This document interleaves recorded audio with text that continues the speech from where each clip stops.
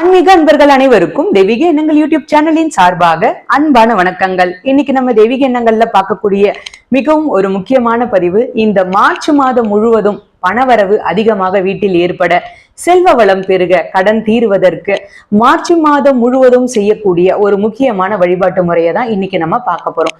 இந்த பதிவை எப்பொழுது நீங்க பார்க்கின்றீர்களோ அதை உடனடியாக செய்திருங்க. நல்ல பலன்கள் இதன் மூலமாக உங்களுக்கு கிடைக்க ஆரம்பிக்கும். மாதம் முழுவதுமே பணவரவு ஏற்படும். தெய்வீக எண்ணங்கள் சேனலை இப்பதான் நீங்க முதல் முறையா பாக்குறீங்கன்னா கீழே இருக்கிற சப்ஸ்கிரைப் பட்டனை கிளிக் பண்ணிக்கோங்க, பக்கத்துல இருக்கிற பெல் பட்டனையும் கிளிக் பண்ணிக்கோங்க. தினம்தோறும் ஒரு ஆன்மீக தகவல் கொடுக்குறேன், அது உடனே நோட்டிபிகேஷனா வரும், நீங்களும் பார்க்கலாம். பொதுவாகவே ஒவ்வொரு மாதத்தின் துவக்கத்திலேயுமே சில விஷயங்கள் நம்ம செய்யும் பொழுது நல்ல பலன்கள் கிடைக்கும். அந்த மாதத்திற்குள்ளேவே நம்ம செய்தாலுமே நல்ல பலன்கள் நமக்கு கிடைக்கும். அந்த வகையில தான் மார்ச் 1ஆம் தேதியிலிருந்து 31ஆம் தேதி வரைக்கும், அதாவது இந்த 31 நாட்களும் நமக்கு கடன் இல்லாம நிம்மதியாக செல்வ வளம் பெருகுவதற்கு சில விஷயங்களை நம்ம செய்யணும். ஒரு மாதமும் பிறக்கக்கூடிய நாளை பொறுத்தும் அதனுடைய நட்சத்திரத்தை பொறுத்தும் அந்த மாதம் நன்றபடியாக அமைவதற்கு வழிபாட்டு முறைகளை நம்ம மேற்கொள்ளணும். அந்த வகையில தான் மார்ச் மாதம் அப்படின்றது மார்ச் முதல் நாள் சனிக்கிழமையோடு பிறக்கின்றது. அதனால சனிக்கிழமை அப்படின்றது பெருமாளுக்கு உகந்த ஒரு கிழமை. அது நம்ம எல்லோருக்குமே தெரியும். பெருமாள் செல்வ வளத்திற்கு அதிபதியாக திகழக்கூடியவர், மகாலட்சுமியை தன்னுடைய மார்பில் வைத்திருப்பவர். அப்படிப்பட்ட பெருமாளை நினைத்து வீட்டிலேயே தீபம் ஏற்றி வழிபாடு செய்தோம்னா கண்டிப்பான முறையில மார்ச் மாதம் முழுவதுமே நமக்கு செல்வ வளம் பெருகும். அந்த தீபத்தை எப்பொழுது எப்படி ஏற்றணும் அப்படின்றத தான் இந்த பதிவுல பார்க்க போறோம். இந்த பதிவை நீங்க எப்பொழுது பார்க்கின்றீர்களோ அப்பொழுதே இந்த தீபம் உங்களுடைய வீட்டுல பெருமாளை நினைத்து ஏற்றுங்கள். உங்களுக்கு நல்ல பணவரவு ஏற்படும். என்ன பண்ணணும் அப்படின்றத பார்த்துடலாம். மகாலட்சுமி தாயார் நமக்கு பணத்தை வாரி வழங்கக்கூடிய ஒரு தெய்வம். அதனால தான் நம்ம மகாலட்சுமி தாயாரை வழிபாடு செய்வோம். மகாலட்சுமி தாயார் வழிபாடு செய்வதை விட பெருமாளை யாரெல்லாம் வணங்குகின்றார்களோ, விஷ்ணு சகஸ்ரநாமம் எந்த இடத்தில் ஒலிக்கின்றதோ அந்த இடத்தில் மகாலட்சுமி வாசம் செய்வாள். அதனால முதலில் எப்பொழுதுமே பெருமாளை வழிபாடு செய்யுங்க. பெருமாளை வழிபாடு செய்த பிறகு மகாலட்சுமி தாயாரை வழிபாடு செய்தால் அவர்களுடைய அருள் நமக்கு பரிபூரணமாக கிடைக்கும். என்ன பண்ணணும் அப்படின்றத பார்த்துடலாம். நீங்க மார்ச் மாதத்துல முக்கியமா சில விஷயங்களை செய்யுங்க. முடிந்த வரைக்கும் வீட்டிற்கு அருகில் இருக்கின்ற பெருமாள் கோவிலுக்கு போயிட்டு வாங்க. நீங்க வீட்டிலேயே வழிபாடு செய்தாலும் செய்யலாம். மாலை நேரம் 6 மணிக்கு மேல இந்த வழிபாட்டு முறையை நீங்க செய்யுங்க. பூஜை அறையில தீபத்தை ஏற்றி வைத்து ஒரு தாம்பள தட்டை எடுத்துக்கோங்க. அதுல வாசனையான மலர்கள் எல்லாத்தையுமே அந்த தாம்பள தட்டுல போட்டுக்கோங்க.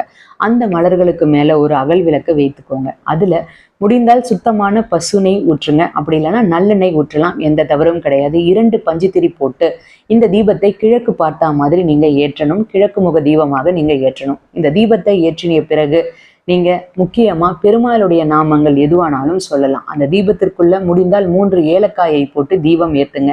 இந்த தீபம் 1 மணி நேரமாவது உங்களுடைய வீட்டுல எரியணும். இந்த தீபத்தை ஏற்றி வைத்து விட்டு பணவரவில் இருக்கக்கூடிய தடைகள் நீங்கணும், செல்வ வளம் பெருகணும், பணம் தாராளமா வளரணும் அப்படின்னு பிரார்த்தனை பண்ணிக்கோங்க. வாழ்க்கையில ஒரு உயர்ந்த நிலையை அடையணும், வெற்றி அடையணும் அப்படின்னு பிரார்த்தனை பண்ணிக்கோங்க.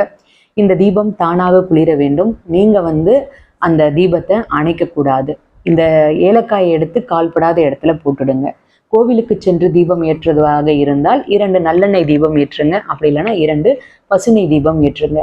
இந்த தீபத்தை ஏற்றி பெருமாளையும் மகாலட்சுமி தாயாரையும் மனதார வழிபாடு செய்யுங்க. ஓம் நமோ நாராயணாய பெருமாளுடைய நாமங்களை சொல்லி இந்த வழிபாட்டு முறையை மேற்கொள்ளுங்க. தினமும் இந்த மாதிரி தீபத்தை ஏற்றினால் நல்லது. அப்படி இல்லைன்னா வாரத்திற்கு 1 நாளாவது, அதாவது இந்த மார்ச் மாதம் முடிவதற்குள்ள வாரத்திற்கு 1 நாள் தேர்ந்தெடுத்து இந்த தீபத்தை நீங்க ஏற்றணும். அந்த ஏலக்காயை எடுத்து கால்படாத இடத்துல செடிகள்ல போட்டுடுங்க. வீட்டுல ஒரு நல்ல அதிர்வலைகள் இதன் மூலமாக ஏற்படும். அஷ்ட ஐஸ்வர்யம் ஏற்படும். ஏலக்காய் அப்படின்றது பெருமாளுக்கு உரிய ஒரு வாசனை நிறைந்த ஒரு பொருள். ஏலக்காய் இருக்கின்ற இடத்தில் எல்லாமே மகாலட்சுமி வாசம் செய்வாள். இது மகாலட்சுமிக்கும் பிடித்த ஒரு பொருள். அதனால இதை கொண்டு நம்ம தீபம் ஏற்றி வழிபாடு செய்யும் பொழுது உங்களுக்கு குபேர சம்பத்தும் ஏற்படும், மகாலட்சுமியின் அருளும் பரிபூரணமாக கிடைக்கும். இன்று மார்ச் 1ஆம் தேதி இந்த தீபத்தை நீங்க ஏற்ற ஆரம்பிக்கலாம். அப்படி இல்லைன்னா இந்த பதிவை நீங்க எப்பொழுது பார்க்கின்றீர்களோ அப்பொழுது இந்த தீபத்தை ஏற்றி வழிபாடு பண்ணுங்க. உங்களுக்கு பண வரவுல ஒரு நல்ல மாற்றம் ஏற்படும். வீட்டுல ஏதாவது தரித்திரம், நெகட்டிவ் எனர்ஜி, ஒரு எதிர்மறை ஆற்றல்கள் இருந்தால் அது கண்டிப்பாக விலகும். அனைவரும் நம்பிக்கையோடு இதை முயற்சி செய்து பாருங்க. இதன் மூலமாக உங்களுக்கு நல்ல பலன்கள் ஏற்படுவது உறுதி. இந்த மார்ச் 1ஆம் தேதி கடன் தீர்வதற்கு உண்டான நல்ல நேரத்தை அடுத்த பதிவில் நான் உங்களுக்கு சொல்கிறேன். அந்த நேரத்தை பயன்படுத்தி கொண்டு நீங்கள் கடன் தீர்வதற்கு உண்டான வழியை நீங்கள் பின்பற்றினாலே உங்களுக்கு வாழ்க்கையில் இருக்கக்கூடிய கஷ்டங்கள் தீரும், கடன் தொல்லை படிப்படியாக குறைவதை நீங்கள் கண்கூடாக பார்க்கலாம். ஓம் நமோ நாராயணாய. வாழ்க வளமுடன். இன்னைக்கு நான் கொடுத்த இந்த தகவல் உங்களுக்கு பயனளிக்கக்கூடியதாக இருக்கும்னு நான் நினைக்கிறேன். இந்த வீடியோ பிடிச்சிருந்தா லைக் பண்ணிக்கோங்க. உங்களுடைய நண்பர்களுக்கும் உறவினர்களுக்கும் ஷேர் பண்ணுங்க.